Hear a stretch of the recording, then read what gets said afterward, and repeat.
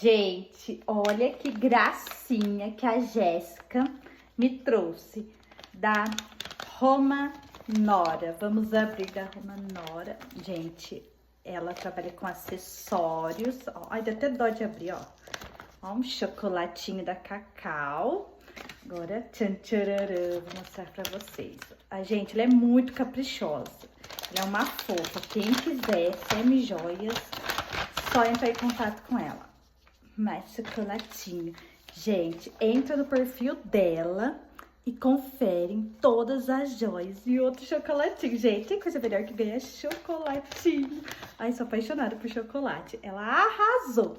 Agora, depois, gente, eu vou mostrar pra vocês as joinhas delas. Vou mostrar o perfil dela. Seguem lá. Gente, ignorem a minha cara, porque a pessoa foi lavar o cabelo, deixou cair shampoo no olho. E até agora tá lacrimejando. Mas vai dar certo, vai dar certo.